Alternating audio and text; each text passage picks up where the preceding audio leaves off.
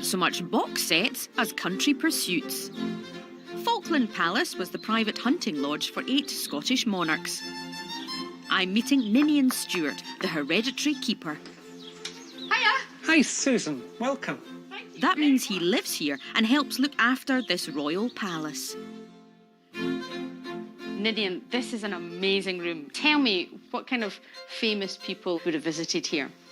So this was really the home of the Stuart kings. It was a particular favourite of Mary Queen of Scots, reminding her of the French chateaux of her childhood. One of the things I've learned in my travels about Mary Queen of Scots is she was a tall woman. She was about 5'11", wasn't she? She was big, yeah. Yes. For a woman. For a woman. In those days, Yeah. yes, especially. In these days, it's better to be shorter. Are there any secrets in this room? Oh, yes. If you explore in that direction, you may well discover a few things. Can I step over the rope? Please do. So we've got wood panels. Since I was a kid, I've always dreamed of, Batman's got like a secret bat cave of having like a lair, like a volcano, and having like sharks with lasers and stuff on it to protect myself. I mean, it's just a small dream, but it'd be good, wouldn't it? But I think there's something here. It is. This secret library is usually off limits to visitors, but there's more to discover. We're in a place where kings, queens and courtiers have played forever, so there's certainly, there's a little secret place or two. I'm going to take all those books out, Ninian. I'm going to go and start off over here, okay? That sounds like a good hunch. No. You're kind of warm. I'm warm. It's not here, is it? There's a ripped antique bookshelf off a wall in Falkland Palace. It'll come eventually, won't it, Ninian, if I just pull it? There's going to be a secret room somewhere. Found it.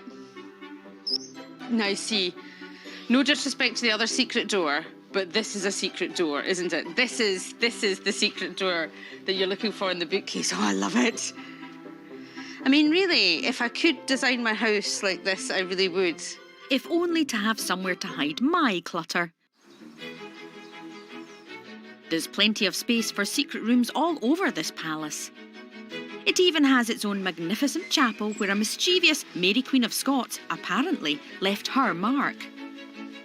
So, Ninian, where is it? Just over here. A frame surrounds a once-lost secret etched into the stonework. So, what are we looking at? If you look at that, you'll see carved into the stone, says Mary Stuart. As you would if you have concrete laid in your garden or something, you scratch your initials into it. That's what it looks like. Yep. What a very, very special thing to have in the chapel. It is, and I hope you'll enjoy exploring before you head off. I've just been given permission to explore. Well, that's an offer I simply cannot refuse. In fact, I'm going right to the top. This place is amazing. There are secret rooms everywhere. Right, put on some noble royal music and watch me looking all noble and royal. So, I fit right in.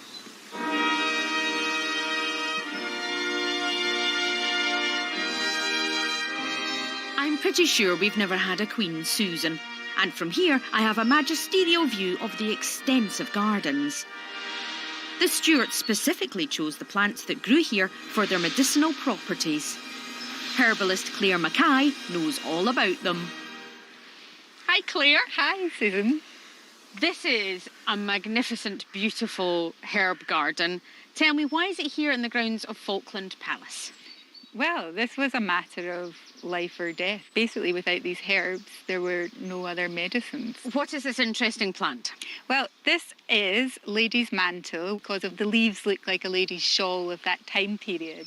And this plant holds the due perils in the cup of its leaf. And this dew was the holy water of the Druids, and it was believed to contain the secret of eternal youth. Well, for the purposes of science, you'll understand, I just have to give it a go. Put it on like... It's like applying toner to your face. You're talking to the wrong woman, Claire. I don't know what toner is. So I'm applying... This is how you do toner. Just a little tap. Remember, of course, beauty is about what's within you. It's not about what's out here. Remember that. Also growing in this garden is a plant common throughout Britain, St John's wort. And when the Stuart monarchs were here, their apothecarists, or chemists, found it a very useful medicine. It was used to destroy worms, to restore coagulated blood and promote urine. Oh, well, if there's one thing that needs promoting, it's urine, isn't it? Right, well, I can't wait to try some of this. It's quite simple to make, and it begins with cutting an inch or two of the St John's wort and pressing it into a jar, before covering with almond oil. It smells lovely. Normally you'd leave it for 2 weeks on a sunny windowsill. Mm-hmm. Once you start to see this redness appearing, the oil has medicinal properties, and you would keep it in the dark and the cool. A magical change. It's no wonder the kings and queens of old swore by it. And it comes from this to this. Now that's apothecary. Easy for you to say. That's apothecary. When the Stuarts weren't making potions, they were on the tennis court. Real tennis is a predecessor of the modern game, and here they have what's thought to be the world's earliest surviving real tennis court. Today it's graced by Ewan Lee from the local club. Oh, sorry I didn't limbo under that. This is brilliant. Now, about 6 months ago, my life changed, Ewan, because I started playing tennis, and I love it. This is clearly not the normal tennis court I play on. Can you briefly tell me what's so different about real tennis to the tennis that we play now, lawn tennis? Well, the only real similarity, as you can see, is the net, and that even isn't as high as the lawn tennis net. The aim is to hit the ball to the far side of the court, over the net or off the walls. If you look around, you can now see the penthouse roof that you serve onto. And then there is the back wall with some very, very interesting features called lune, through which, if you hit a ball, you win a point, and there's much rejoicing. But that happens once in a blue moon. Well, for me anyway, once in a blue moon. Yeah. Speak for yourself, Ewan. I might be a natural at this. I might win immediately. Scoring is similar to tennis, but there are extra points depending on where the ball lands. Tell me about the ball that they used to use. Under that core, under the wadding, is ground up champagne corks. So it's a very, very... Of course it is. Apparently, Henry VIII and Anne Boleyn were big fans of real tennis. A tricky mixed double partnership, I'd imagine. Today, I'm taking my inspiration from Mary Queen of Scots, a lover of the game who was always suitably attired.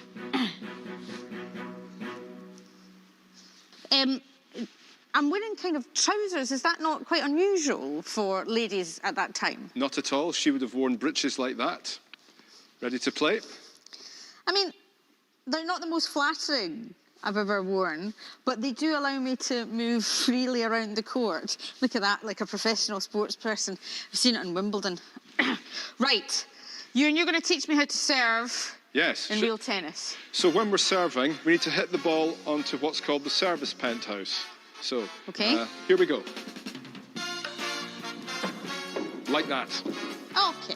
It's this bit that scares me. Don't be scared. Nailed it. I'll do another one and show you just how good it is the second time round.